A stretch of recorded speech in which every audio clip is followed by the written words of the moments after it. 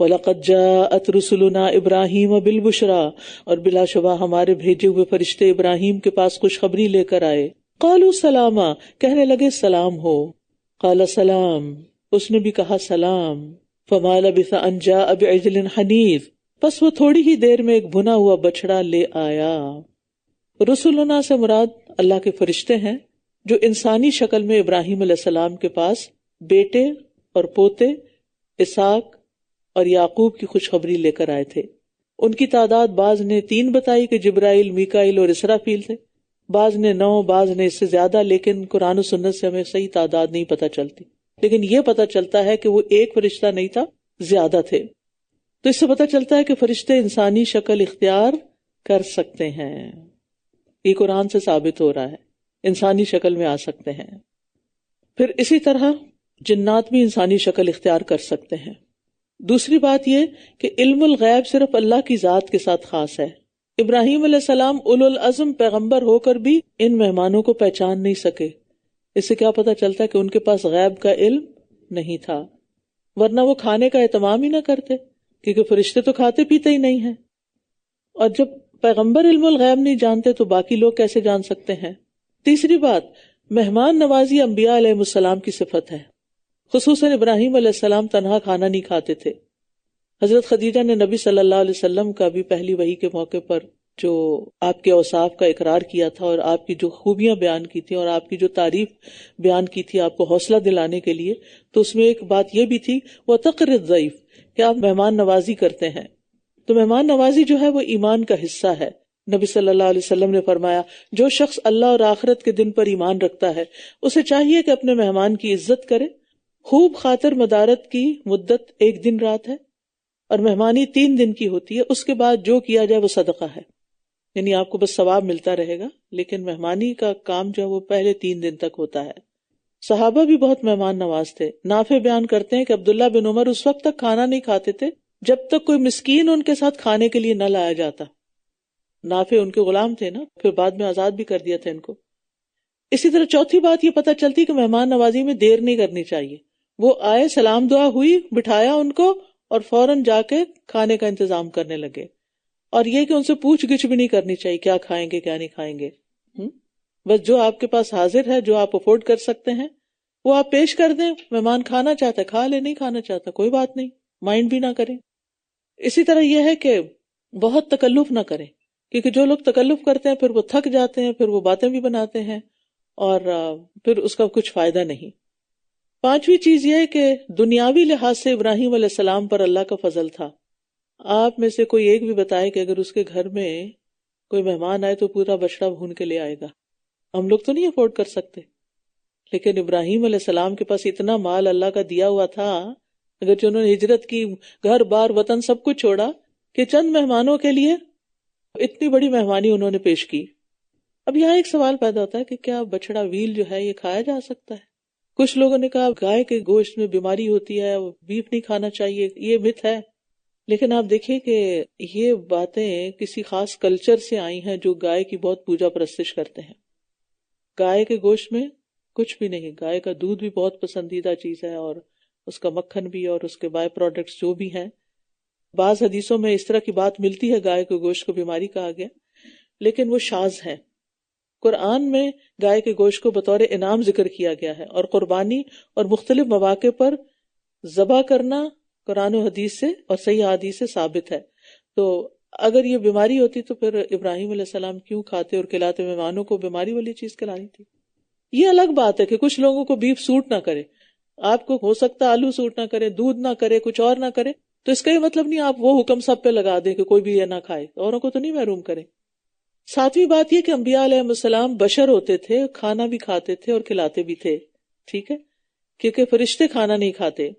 اور 8ویں بات یہ کہ خود ساختہ کرامات اور وظائف کے لیے کئی دن تک کھانا ترک کرنا یہ ملت ابراہیمی کا طریقہ نہیں. کیونکہ بعض لوگ کہتے ہیں کہ اتنے دن چلا کاٹو کچھ نہ کھاؤ، تو یہ بھی نہیں. آپ دیکھیے کچھ لوگ 2 دن کا روزہ رکھ لیتے ہیں، ہمیں اس سے منع کیا گیا ہے. مجھے ریسنٹلی پتا چلا کہ کسی ملک کا پرائم منسٹر جو ہے وہ سنڈے کو روزہ رکھتا ہے اور ٹیوزڈے کو جا کے افطار کرتا ہے. تو بہرحال وہ اس کا اپنا کوئی پرسنل ایکسپیرینس ہوگا، لیکن ہمارے دین میں کیا ہے، صبح روزہ رکھو اور شام کو افطار کر لو. فلما رأى أيديهم لا تصل إليه نكرهم، پھر جب اس نے دیکھا کہ ان کے ہاتھ اس کی طرف نہیں بڑھ رہے تو اس نے انہیں اجنبی سمجھا اور ان سے خوف محسوس کیا. انہوں نے کہا مت ڈرو، بے شک ہم تو قوم لوط کی طرف بھیجے گئے ہیں. مت ڈرو، ہم قوم لوط کی طرف بھیجے گئے ہیں. تو ابراہیم علیہ السلام نے کھانا بھی پیش کیا اور کھانے پر اصرار بھی کیا، لیکن دیکھا کہ وہ تو کھا ہی نہیں رہے تو وہ ذرا خوف زدہ ہو گئی. کیوں خوف زدہ؟ کیونکہ اس علاقے کا کلچر یہ تھا کہ اگر کوئی گھر آئے مہمان اور کھانا نہ کھائے تو اس کا مطلب ہے وہ برے ارادے سے آیا ہے. تو اس پر ابراہیم علیہ السلام نے صاف کہہ دیا انا منکم وجلون، ہمیں تو بھائی آپ سے ڈر لگ رہا ہے، آپ کھانا نہیں کھا رہے. تو پھر انہوں نے بتا دیا کہ ہم تو کھانا نہیں کھاتے، ہم تو فرشتے ہیں. اور ساتھ ہی کہا قالوا لا تخف انا ارسلنا الی قوم لوط، ہم تمہیں کچھ نہیں کہیں گے، ہم تو قوم لوط کی طرف بھیجے گئے ہیں. اور اس کی بیوی جو قریب ہی کھڑی تھی تو وہ ہنس دی. وامرأتہ قائمۃ، پھر ہم نے اسے اسحاق کی اور اسحاق کے بعد یعقوب کی خوشخبری دی. سبحان اللہ، وہ جو پیچھے 8 باتیں بتائیں اس میں ایک اور 9ویں کا بھی اضافہ کر لیں. وہ کیا کہ بیوی تھی گھر میں لیکن ابراہیم علیہ السلام نے خود سرو کیا، یعنی مہمان کو، صاحب خانہ کو خود آفر کرنا چاہیے، خود سرو کرنا چاہیے اس کی عزت افزائی کے لیے. تو جب انہیں پتا چلا کہ یہ تو قوم لوط کی طرف جا رہے ہیں، ہمیں کچھ نہیں کہیں گے، تو بے ساختہ ہنس پڑی. فرشتوں نے پھر مزید 2 خوشخبریاں دے دی، ایک بیٹے کی اور ایک پوتے کی بھی، کہ اتنی عمر تمہیں ملے گی کہ اپنی زندگی میں بیٹا بھی دیکھو گے اور پوتا بھی دیکھو گے. ظاہر ہے بیٹا ملے گا اور پھر وہ جوان ہوگا اور پھر اس کی شادی ہوگی. تو بہرحال ایک ہی وقت میں کئی خوشخبریاں ان کو مل گئیں، اور خوشخبری دینے کو اللہ تعالیٰ نے اپنی طرف منسوب کیا ہے. وہ کہنے لگی ہائے میری خرابی، یہ ایک انداز ہے کہنے کا، کیا میں اب بچے کو جنم دوں گی جبکہ میں بڑھیا ہوں اور یہ میرا شوہر بھی بوڑھا ہے؟ یقیناً یہ تو ایک عجیب بات ہے. کہا جاتا ہے اسرائیلی روایات میں کہ ابراہیم علیہ السلام 100 سال کے تھے اور حضرت سارہ 90 سال کی تھی، اللہ عالم. انہوں نے کہا کیا تم اللہ کے حکم پر تعجب کرتی ہو؟ اے اہل بیت، تم پر اللہ کی رحمت اور برکتیں ہوں، بے شک وہ بہت تعریف والا، بڑی شان والا ہے. تم تعجب نہ کرو، اللہ جب کسی کام کو کرنے کا ارادہ کرتا ہے بس کن کہتا ہے اور وہ کام ہو جاتا ہے. اور اس گھرانے پر تو شروع سے ہی اللہ کی رحمتیں تھیں، تو تعجب کس بات کا؟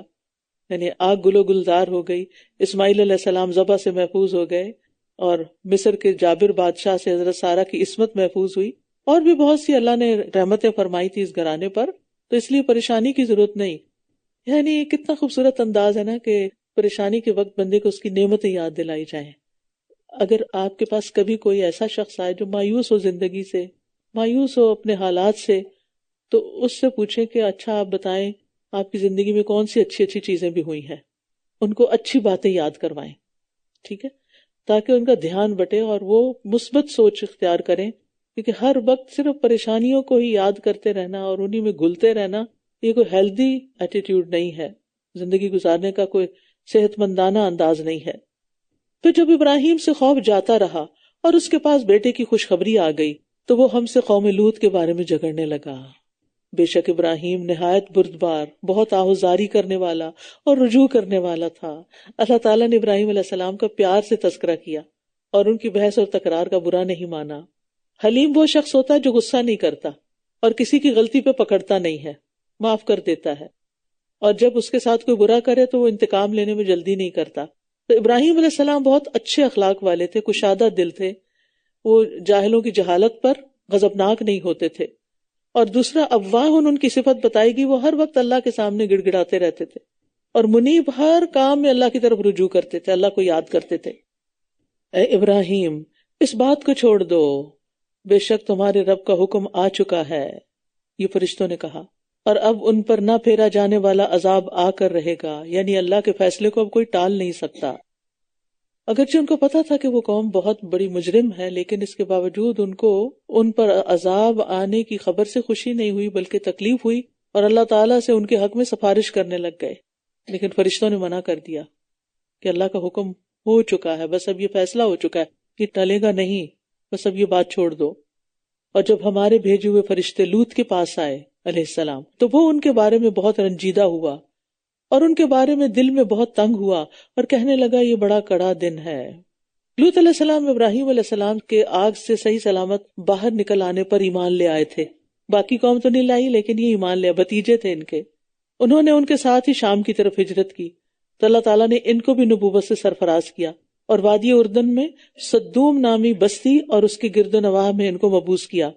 یہ قوم شرک اور کفر کے ساتھ ایک ایسے فعل بد کی مرتکب تھی جس کا ارتکاب ان سے پہلے دنیا بھر میں کسی نے نہیں کیا تھا۔ یہ عورتوں کو چھوڑ کر مردوں کے ساتھ بدفعلی کے عادی تھے اور اپنی مجلسوں میں کھلم کھلا برائیاں کرتے تھے۔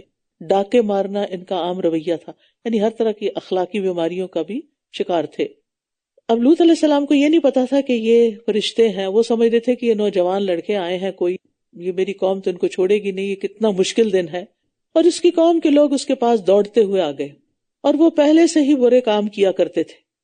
اس نے کہا، ہے میری قوم، یہ میری بیٹیاں ہیں، یہ تمہارے لیے زیادہ پاکیزہ ہیں۔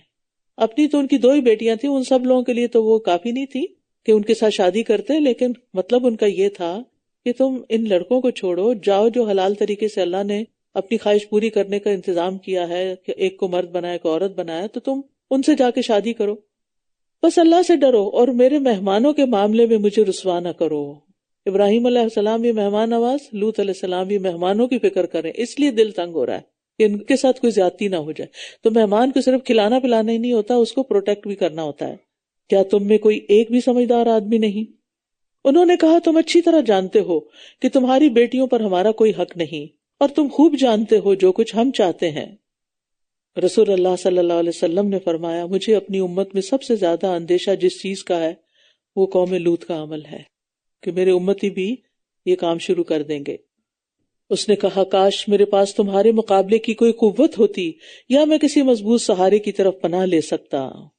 لوط علیہ السلام اس قوم میں اجنبی تھے، باقی پیغمبر اپنی ہی قوم سے اٹھائے گئے، ان کا کنبہ قبیلہ ان کی حفاظت کرتا تھا، لیکن لوط علیہ السلام کو بچانے والا اس قوم میں سے کوئی بھی نہیں تھا۔ ان کی صرف 2 بیٹیاں تھیں اور عورتیں اتنے سارے مردوں کا مقابلہ کہاں سے کرتی۔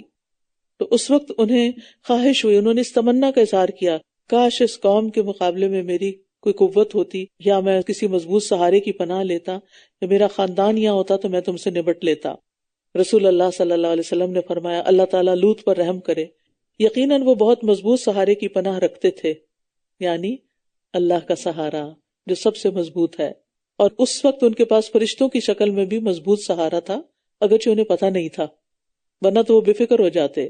انہوں نے کہا، اے لوط، بے شک ہم تمہارے رب کے بھیجے ہوئے فرشتے ہیں، یہ لوگ ہرگز تم تک نہیں پہنچ سکیں گے، لہٰذا تم رات کے ایک حصے میں اپنے گھر والوں کو نکال لے جاؤ، اور تم میں سے کوئی پیچھے پلٹ کر نہ دیکھے سوائے تمہاری بیوی کے، بے شک اسے وہی عذاب پہنچنے والا ہے جو انہیں پہنچے گا، بے شک ان کے وعدے کا وقت صبح ہے، کیا صبح بالکل قریب نہیں؟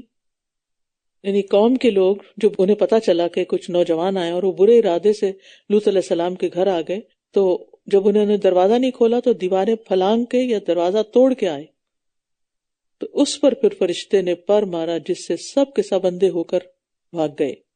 پھر جب ہمارا حکم آ گیا، ہم نے اس بستی کے اوپر والے حصے کو اس کا نچلا کر دیا، اور ہم نے ان پر کھنگر کے تہ بر تہ پتھر برسائے جو آپ کے رب کی طرف سے نشان زدہ تھے۔ ہر پتھر اپوائنٹڈ تھا کہ کس کو جا کے لگنا ہے، اور ایک ہی پتھر لگنے کی دیر ہوتی تھی کہ سب کے سب ختم ہو گئے۔ اور وہ بستی ان ظالموں سے کچھ دور نہیں، یعنی اہل مکہ سے، یہ وہاں سے گزرتے ہیں، ان کو پتا ہے کہ اللہ کی نافرمانی کرنے والوں کا انجام کیا ہوا۔ وَإِلَىٰ مَدْيَنَ أَخَاهُمْ شُعَيْبًا، اور مدین کی طرف ان کے بھائی شعیب کو بھیجا۔ اس نے کہا، اے میری قوم، اللہ کی عبادت کرو، اس کے سوا تمہارا کوئی معبود نہیں، اور تم ناپ اور تول میں کمی نہ کیا کرو، بے شک میں تمہیں اچھے حال میں دیکھتا ہوں، اور میں تمہارے بارے میں گھیر لینے والے دن کے عذاب سے ڈرتا ہوں۔ اور اے میری قوم، ناپ اور تول کو انصاف کے ساتھ پورا کیا کرو، اور تم لوگوں کو ان کی چیزیں کم کر کے نہ دیا کرو، اور زمین میں مفسد بن کر بگاڑ پیدا نہ کرو۔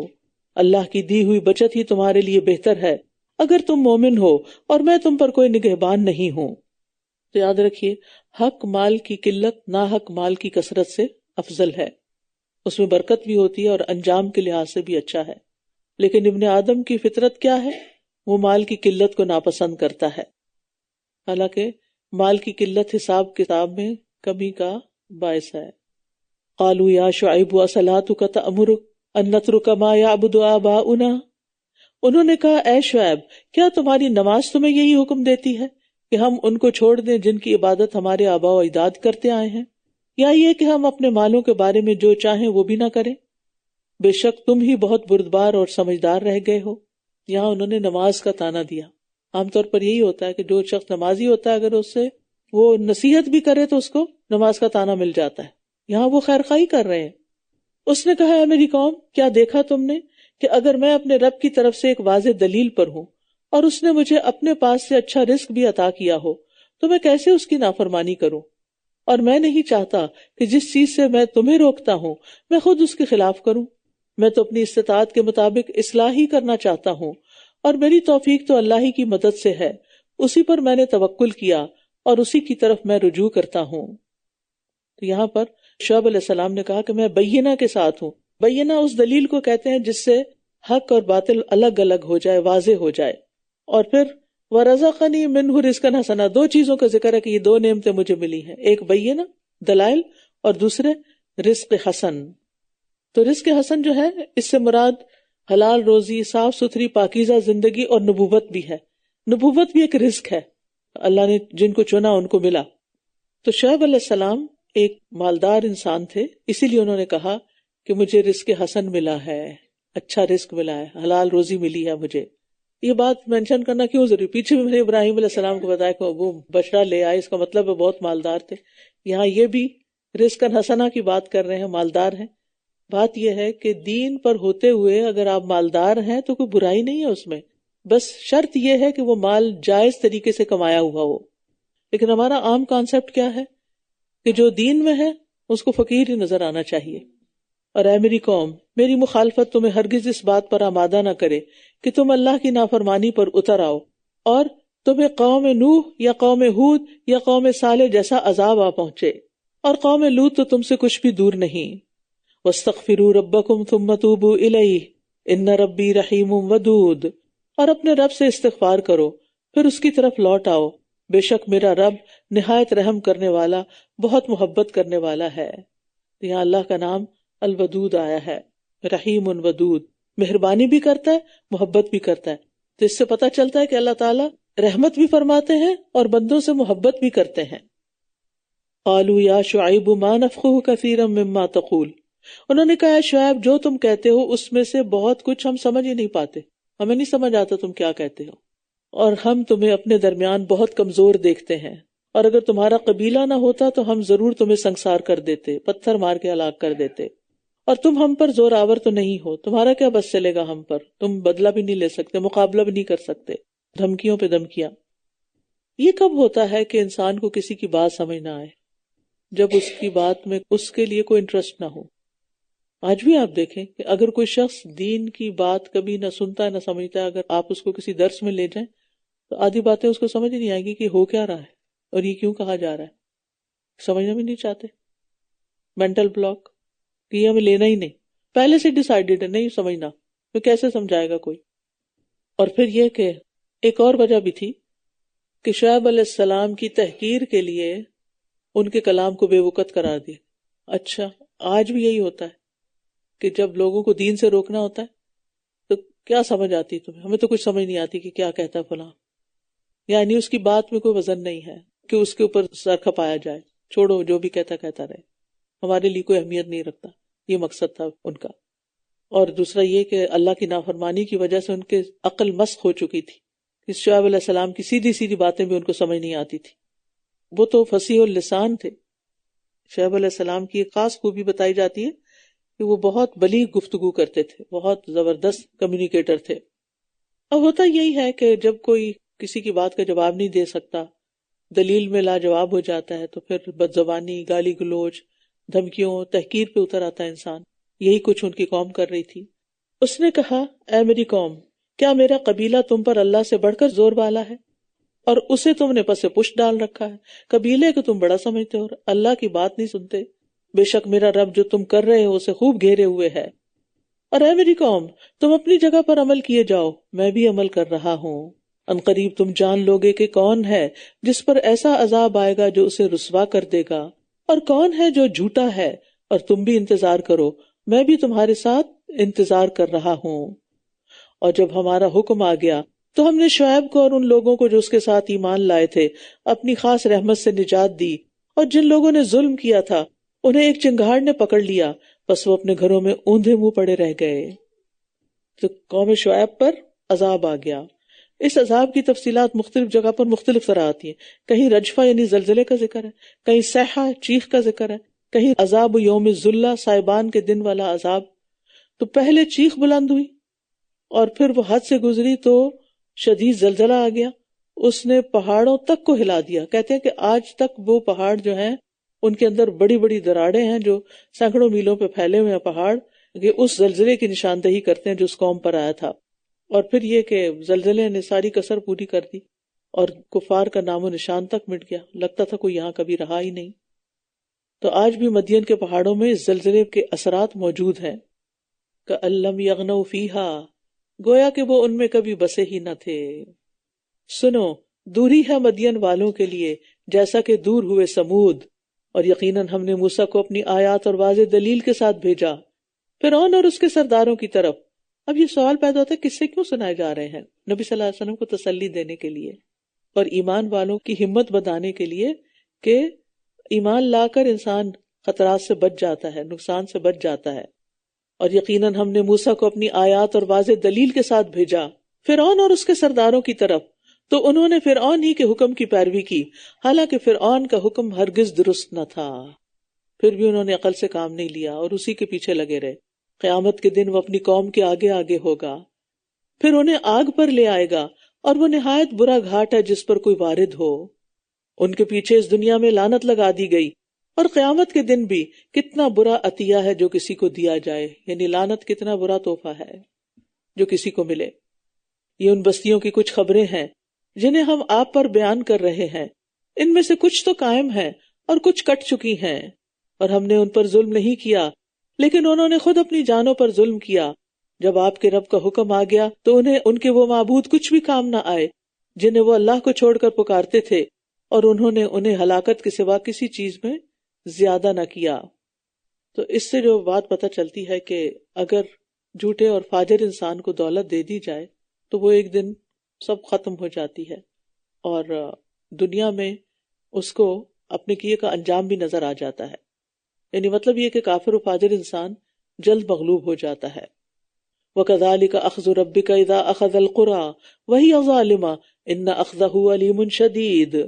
اور آپ کے رب کی پکڑ اسی طرح ہوتی ہے جب وہ بستیوں کو اس حال میں پکڑتا ہے کہ وہ ظلم کر رہی ہوتی ہیں. بے شک اس کی پکڑ بڑی دردناک، بہت سخت ہے. یقیناً اس میں ایک نشانی ہے اس شخص کے لیے جو آخرت کے عذاب سے ڈرتا ہو. یہ وہ دن ہے جس میں سب لوگ جمع کیے جائیں گے، اور یہ حاضری کا دن ہے. تو نشانی سے سبق کون لیتا ہے، عبرت کون حاصل کرتا ہے؟ جو آخرت کے عذاب سے ڈرے. اس کی آنکھیں کھل جاتی ہیں، اس کی عقل کام کرنے لگتی، اس کو باتیں سمجھ آنے لگتی ہیں. خوف جو ہے نا وہ انسان کی ساری فیکلٹیز کو شارپ کر دیتا ہے. آپ دیکھیں کہ مثلاً آپ کو کوئی آواز آتی اور آپ کو اسے ڈر لگتا ہے تو آپ کیا کرتے ہیں؟ ایسا لگتا ہے کان اور کھول لیے ہم نے. کوئی چیز نظر آتی ہے تو اور آنکھیں کھول لیتے ہیں. تو یہ انسان کی فطرت ہے. وَمَا نُؤَخِّرُهُ إِلَّا لِأَجَلٍ مَّعْدُودٍ، اور ہم اسے ایک مقررہ مدت کے لیے مؤخر کر رہے ہیں. جس دن وہ وقت آ جائے گا کوئی شخص اس کے اذن کے بغیر کلام نہ کر سکے گا. تو ان میں سے کوئی بدبخت ہوگا اور کوئی نیک بخت. تو رہے وہ لوگ جو بدبخت ہوئے تو وہ آگ میں ہوں گے، ان کے لیے اس میں بس چیخو پکار اور دھاڑنا ہی ہوگا. یعنی جہنم میں چنگھاڑنے اور چیخنے چلانے کی آوازیں ہوں گی. کہا جاتا ہے کہ جہنمیوں کی آوازیں گدھے کی آوازوں کے مشابہ ہوں گی، انتہائی شدت کی آوازیں ہوں گی، اور لوگ اتنا روئیں گے کہ اگر ان کے آنسوؤں میں کشتی چلا دی جائے تو چل پڑے، اور وہ پانی کی جگہ خون کے آنسو روئیں گے. اللہ تعالیٰ ہم سب کو جہنم سے بچا، جہنم کی بھاپ سے بھی بچا لے، اور ہر وہ کام چھوڑنے کی توفیق دے دے کہ جو اس طرف لے جانے والا ہے. وہ اس میں ہمیشہ رہنے والے ہیں جب تک آسمان اور زمین قائم ہے، مگر جو آپ کا رب چاہے. بے شک آپ کا رب جو چاہتا ہے کر گزرتا ہے. تو اس بات سے بعض لوگوں نے سمجھا کہ شاید جہنم کا عذاب دائمی نہیں ہے، یعنی کافروں کے لیے جہنم میں سے ایک دن نکلنا ہوگا. تو ایسا نہیں ہے. بات یہ ہے کہ جب تک دنیا قائم ہے تو یہ آسمان ہے، اور جب دنیا ختم ہو جائے گی تو یہ آسمان اور زمین بدل دیے جائیں گے، کسی اور آسمان اور زمین سے ختم نہیں ہوں گے. اور رہے وہ لوگ جو نیک بخت ہوئے تو وہ جنت میں ہوں گے جس میں وہ ہمیشہ رہنے والے ہیں جب تک آسمان اور زمین قائم ہیں، مگر جو آپ کا رب چاہے. یہ ختم نہ ہونے والی بخشش ہے، یعنی جنت میں ہمیشہ کی زندگی ہے، کبھی ختم نہیں ہوگی. پس آپ اس بارے میں کسی شک میں نہ ہوں جس کی یہ لوگ عبادت کرتے ہیں، یہ ویسی ہی عبادت کرتے ہیں جیسے ان سے قبل ان کے آباء و اجداد کیا کرتے تھے، اور بے شک ہم انہیں ان کی سزا کا حصہ بغیر کمی کیے پورا پورا دینے والے ہیں۔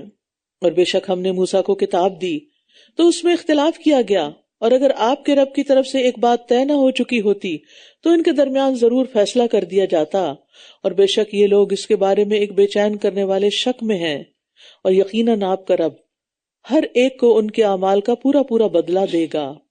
بے شک جو کچھ وہ کرتے ہیں وہ اس سے خوب باخبر ہے، بس آپ استقامت اختیار کیجئے جیسا کہ آپ کو حکم دیا گیا ہے، اور وہ لوگ بھی جو آپ کے ساتھ توبہ کر چکے ہیں، اور اے لوگو تم سرکشی نہ کرو، بے شک جو کچھ تم کرتے ہو وہ اسے خوب دیکھنے والا ہے۔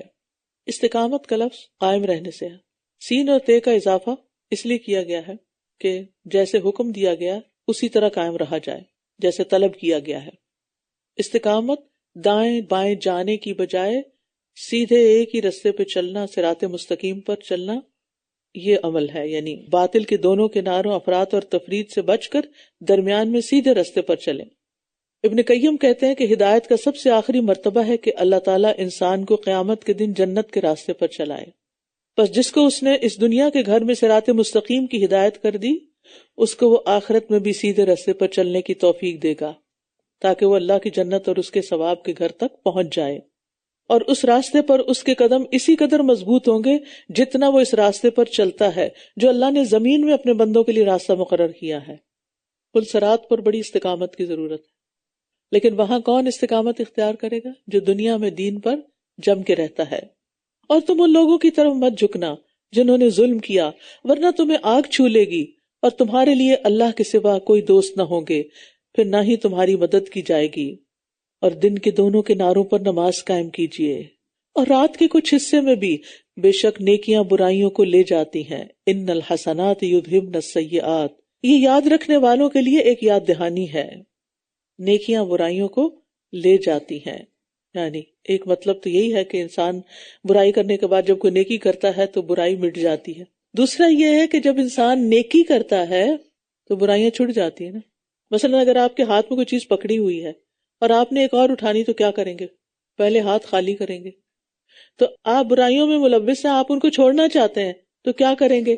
نیکیاں شروع کر دیں گے تو برائیاں گرنا شروع ہو جائیں گی۔ نبی صلی اللہ علیہ وسلم نے فرمایا، اس شخص کی مثال جو برائیاں کرنے کے بعد نیکیاں کرتا ہے اس آدمی کی طرح ہے جس پر ایسی تنگ زرہ ہو کہ اس کا گلا اس نے گھونٹ رکھا۔ ایسا آدمی جب نیکی کرتا تو ایک کڑا ٹوٹ جاتا ہے، پھر دوسری کرتا ہے، دوسرا کڑا ٹوٹ جاتا ہے، یہاں تک کہ وہ زرہ ٹوٹ ٹوٹ کے زمین پہ گر جاتی ہے، ختم ہو جاتی، ساری برائیاں ٹوٹ ٹوٹ کے چلی جاتی، نکل جاتی ہیں۔ وَاصْبِرْ فَإِنَّ اللَّهَ لَا يُضِيعُ أَجْرَ الْمُحْسِنِينَ، اور صبر کیجئے کہ بے شک اللہ نیکی کرنے والوں کا اجر ضائع نہیں کرتا۔ یعنی استقامت اختیار کرنے کے لیے، سیدھے راستے پر جمے رہنے کے لیے نماز اور صبر سے مدد حاصل کی جائے۔ صبر کیا ہے؟ نفس کو اس چیز پر روک کر اور باندھ کر رکھنا جس کا تقاضا عقل اور شرع کرتی ہے، ایک یا دو، دونوں میں سے کوئی ایک بھی، اور دونوں چیزیں۔ کہ اگر شریعت کہتی ہے کہ نہیں یہ نہیں کرنا تو انسان اپنے آپ کو روک لیتا ہے۔ یعنی اگر انسان کے دل میں کسی برائی کا خیال آتا ہے تو وہ اس سے کیسے رکتا ہے؟ جیسے روزے کی حالت میں ہم پانی پینے سے رک جاتے ہیں، کنٹرول کر لیتے ہیں نا، پیاس بھی لگی ہو تو ہم کہتے ہیں نہیں نہیں پینا۔ تو ایسے مومن کا حال یہ ہے کہ وہ ساری زندگی روزے سے ہوتا ہے، جن چیزوں سے اللہ نے منع کیا ہے ان کے قریب نہیں جاتا، ان کو چھوڑ دیتا ہے کہ نہیں نہیں کرنا۔ پھر ان امتوں میں سے جو تم سے پہلے تھی کچھ ایسے اہل خیر کیوں نہ ہوئے جو زمین میں فساد کرنے سے روکتے، سوائے ان میں سے چند لوگوں کے جنہیں ہم نے نجات دی تھی، اور جن لوگوں نے ظلم کیا وہ ان چیزوں کے پیچھے لگے رہے جن میں وہ عیش و آرام دیے گئے تھے، اور وہ تھے ہی مجرم لوگ۔ بقیہ نفیس اور منتخب چیز کو کہا جاتا ہے جسے انسان اپنے فائدے کے لیے بچا بچا کے رکھتا ہے۔ تو اس سے پتہ یہ چلتا ہے کہ اہل خیر اگر کسی بستی میں موجود ہیں اور اس میں اہل شر کو فساد کرنے سے روکتے ہیں تو تھوڑے بھی بہت ہو جاتے ہیں۔ تو یہاں مسلمانوں کو بھی تنبیہ ہے کہ جب تک ان میں ایسے خیر والے لوگ موجود رہیں گے جو نیکی کا حکم دیں گے اور برائی سے منع کریں گے تو تھوڑے بھی بہت ہو جائیں گے، اور اس وقت تک عذاب نہیں آئے گا جب تک یہ کام ہوتا رہے گا۔ وَمَا كَانَ رَبُّكَ لِيُهْلِكَ الْقُرَىٰ بِظُلْمٍ وَأَهْلُهَا مُصْلِحُونَ، اور آپ کا رب ایسا نہیں کہ بستیوں کو ظلم سے ہلاک کر دے جبکہ اس کے باشندے اصلاح کرنے والے ہوں۔ یعنی اگر بستیاں نیکی پر قائم ہیں تو اللہ تعالیٰ ان کو ظلم کے ساتھ ہلاک نہیں کرے گا، اور اگر آپ کا رب چاہتا تو سب لوگوں کو ایک ہی امت بنا دیتا، سب ہدایت پہ ہوتے، لیکن وہ ہمیشہ اختلاف کرنے والے ہی رہیں گے، مگر جس پر آپ کا رب رحم فرما دے، اور اسی لیے اس نے انہیں پیدا کیا، اور آپ کے رب کی بات پوری ہو گئی کہ میں جنوں اور انسانوں سب سے جہنم کو بھر دوں گا۔ اور ہم رسولوں کی خبروں میں سے وہ سب کچھ آپ پر بیان کر رہے ہیں جس کے ساتھ ہم آپ کے دل کو مضبوط رکھتے ہیں، اور ان واقعات میں حق آپ کے پاس آ چکا ہے، اور ایمان لانے والوں کے لیے نصیحت اور یاد دہانی بھی ہے۔ اور ان لوگوں سے جو ایمان نہیں لاتے کہہ دیجئے کہ تم اپنی جگہ پر عمل کرتے رہو، ہم بھی عمل کر رہے ہیں، اور تم بھی انتظار کرو، ہم بھی انتظار کر رہے ہیں۔ وَلِلَّهِ غَيْبُ السَّمَاوَاتِ وَالْأَرْضِ، اور آسمانوں اور زمین کا غیب اللہ ہی کے پاس ہے، اور اسی کی طرف سارے معاملات لوٹائے جاتے ہیں، بس اسی کی عبادت کیجئے اور اسی پر توکل کیجئے، آپ کا رب ہرگز اس سے غافل نہیں جو کچھ تم کرتے ہو۔